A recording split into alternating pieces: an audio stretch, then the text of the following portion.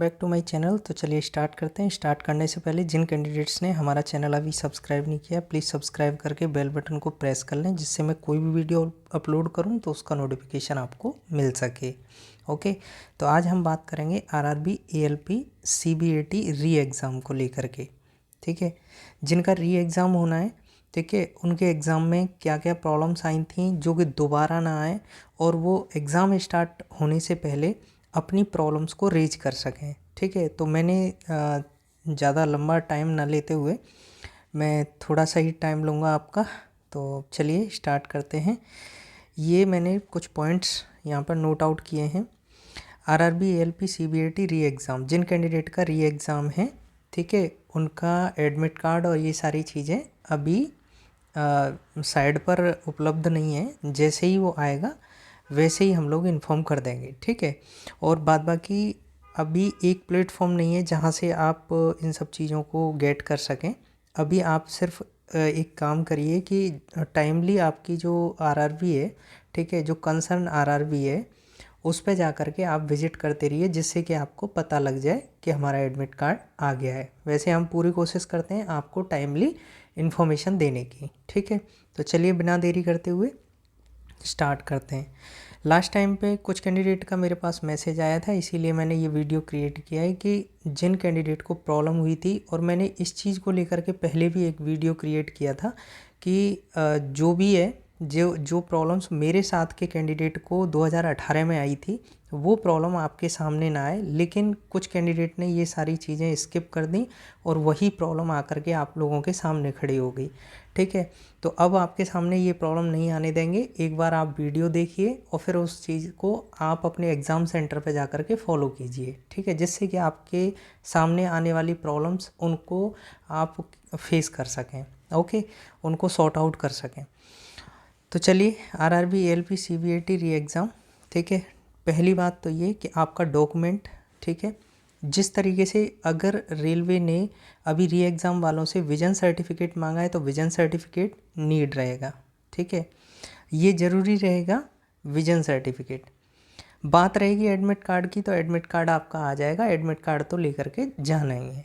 ठीक है, तो इसका मेन मोटिव ये है कि डॉक्यूमेंट में आपका विजन सर्टिफिकेट लेकर के जाना है उन कैंडिडेट को जिन कैंडिडेट का एग्ज़ाम कैंसिल हो गया था। ठीक है, जो कैंडिडेट एग्ज़ाम के अंदर बैठ चुके थे, जिन्होंने सबमिट किया था, ठीक है, उनको विजन सर्टिफिकेट लेकर के जाने की कोई ज़रूरत नहीं है।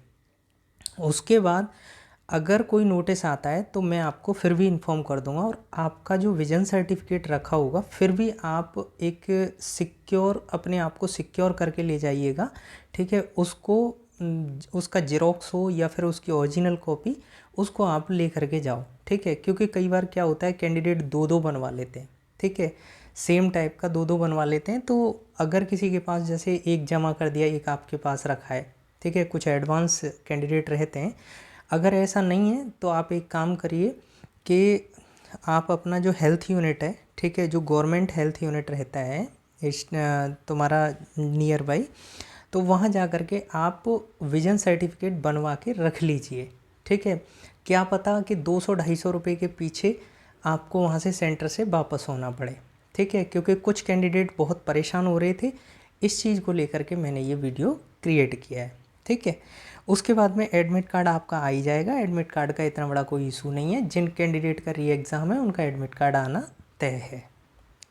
चलिए, जब आप एग्ज़ाम सेंटर पर पहुंचेंगे, ठीक है, जब आप सेंटर पर एंट्री करेंगे, उसके बाद में after entering inside the exam hall, ठीक है, तो पहली बात तो ये कि आपके अंदर कोई भय, डर, इस तरीके की कोई चीज़ नहीं होनी चाहिए।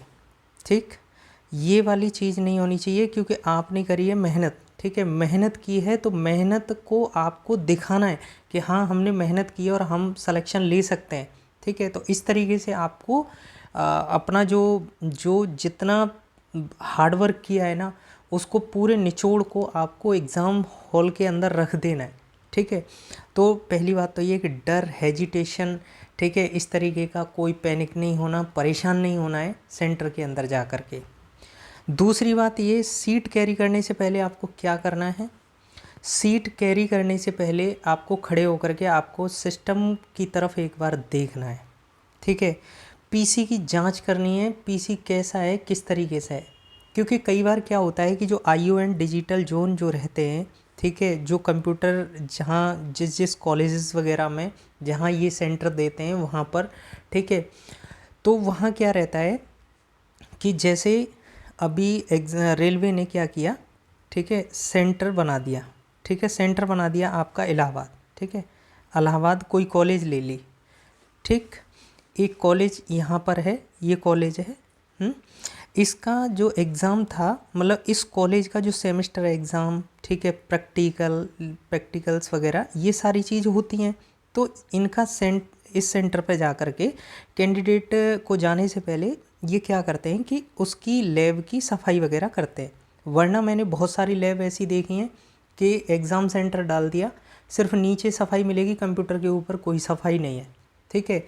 तो इस तरीके से ये क्या है कि कंप्यूटर बंद पड़े रहते हैं, थोड़ा बहुत चेक कर लिया और फिर उसके बाद में इसे बंद कर दिया लैब को, ठीक है। तो ये हमें क्या करना है कि जैसे ही हम जाएंगे पीसी ऑन मिलेगा हमें, ठीक है, पीसी ऑन मिलेगा तो यहाँ पर जा कर के, ठीक है, ये मैंने दिखा रखा है, यहाँ जा कर के ये चीज़ नहीं मिलेगी आपको, ठीक है, ये मिलेगा, ये आपका जो सर्वर रूम रहता है वहाँ पे रहेगा। उसके बाद में ये चीज़ें नहीं रहेंगी, ये रहेगा ही, ठीक है, कीबोर्ड रहेगा, ये रहता है, ये नहीं रहेगा। उसके बाद क्या करना है कि जब आप जाएं तो इसका जो वायर रहता है ना, ये वाला जो वायर है इसका माउस का, ठीक है, जो इसके अंदर कनेक्ट रहता है, ठीक है, तो ये क्या करना है, इसको प्रॉपर तरीके से इसके पीछे जो पोर्ट रहता है ना, ठीक है, उसे आप एक बार चेक करा लीजिएगा और इसको माउस को पकड़ के यहाँ जो कर्जर रहेगा, ठीक है, उसे अच्छे से मूवमेंट करके देख लीजिएगा, ठीक है, कम से कम 1 मिनट मूवमेंट करिए। कहीं ऐसा ना हो कि लैग या लीड हो रहा है, तो इस तरीके की कंडीशन नहीं आनी चाहिए। लैग और लीड हो रहा है तो इमीडिएटली आप जो है इन्फॉर्म करिए इन्विजिलेटर को कि सर मेरा माउस काम नहीं कर रहा, वो माउस को चेंज करेगा, क्योंकि उनके पास में पार्ट रहते हैं, ठीक है। तो लास्ट टाइम पे माउस का भी प्रॉब्लम था, किसी का ये जो सीपीयू है, ठीक है, ये बंद हो गया, ठीक है, किसी का मॉनिटर में प्रॉब्लम आ गया, तो ये टेक्निकल इशू था, ये टेक्निकल प्रॉब्लम है, ये कोई ह्यूमन प्रॉब्लम नहीं है, ठीक है, ह्यूमन एरर नहीं है, ये टेक्निकल एरर है, जो कि टेक्निकल एरर को हम लोग पहले फाइंड आउट कर सकते हैं। तो इस तरीके के जो प्रॉब्लम्स हैं, ठीक है, आपको ये नहीं करना कि पावर बटन वगैरह, एक बार आप क्या करेंगे कि इसके अंदर जो पावर आ रही है, ठीक है, जो पावर आ रहा है उसको उस स्विच, यहाँ पर स्विच बोर्ड रहेगा, ठीक है, इस तरीके से, तो यहाँ उस स्विच बोर्ड को भी देख लीजिएगा कि पावर आ रहा है कि नहीं आ रहा, ठीक है, उसको हिला डुला के थोड़ा सा देख लीजिएगा, जिससे कि आप इंश्योर हो जाइएगा, क्योंकि आप मेंटली फ्री होना है तो कम से कम ये रहना चाहिए कि बैठने से पहले कंप्यूटर इंश्योर रहना चाहिए कि हाँ हमारा कंप्यूटर पूरा वर्क करेगा अच्छे से, ठीक है। तो पहला पॉइंट ये हो गया।